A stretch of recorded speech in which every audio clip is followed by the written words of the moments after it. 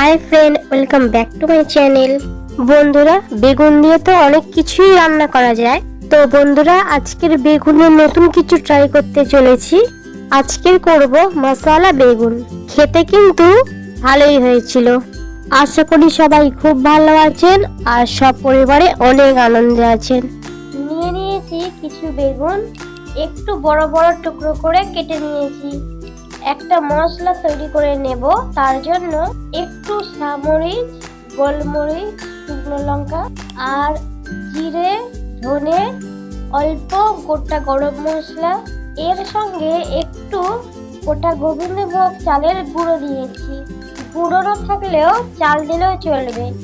গোবিন্দভোগ চালগুলো হালকা করে তাওয়ায় ভেজে মিহি করে গুঁড়ো করে নিয়েছি, জল ছাড়া শুকনো গুঁড়ো।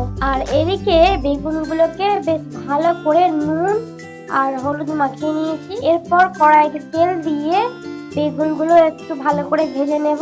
বেগুনগুলোকে ভেজে কড়াই থেকে আর তোলার দরকার নেই। বেগুনটা যখন হালকা ভাজা হবে তখন দিয়ে দেব 1/4 টিস্পুন পরিমাণ হিং।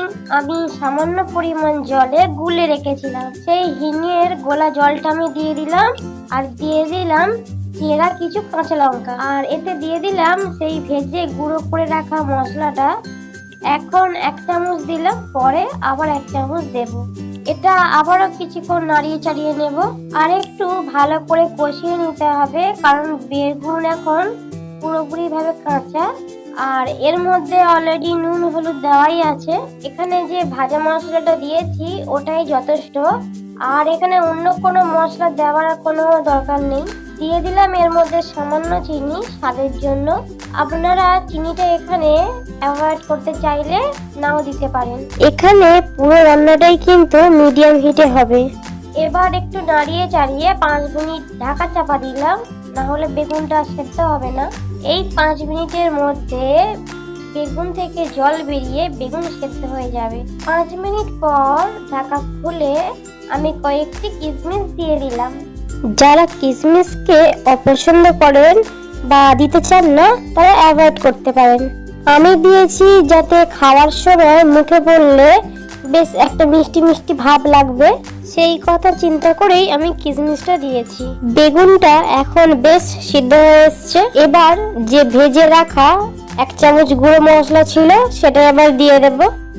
আবারও একটু নাড়িয়ে চাড়িয়ে 3 মিনিটের জন্য ঢাকনা চাপা দিয়ে রাখলাম, যাতে ভাজা মশলার গন্ধটা এই রান্নার ভেতরেই থেকে যায়। ঢাকা খুলে আমি দিয়ে দেব কুচনো ধনে পাতা। এটাকে বেশ কিছুক্ষণ নাড়ব, কারণ যাতে ধনে পাতার কাঁচা গন্ধটা চলে যায়। ভালো করে নেড়ে ছেড়ে নামিয়ে নিলেই তৈরি আমাদের মশলা বেগুন। এটা ভাত, রুটি, পরোটা সবার সাথে খাওয়া যাবে। বেগুন আমার খুব পছন্দের একটা সবজি, তো তাই আমি বেগুন দিয়ে বানিয়েছি। আপনারা এটা ছোট যে আলু হয় সেই আলু দিয়েও বানাতে পারেন। আপনারা এইভাবে অবশ্যই রান্না করবেন আর কমেন্ট করে কিন্তু জানাতে ভুলবেন না। এই রান্নাটা আপনাদের যদি ভালো লেগে থাকে তাহলে প্লিজ চ্যানেলটাকে সাবস্ক্রাইব করে লাইক, শেয়ার, কমেন্ট করে আমার পাশে থাকবেন। আবার হাজির হব নতুন কোনো রান্নার ভিডিও নিয়ে। নমস্কার।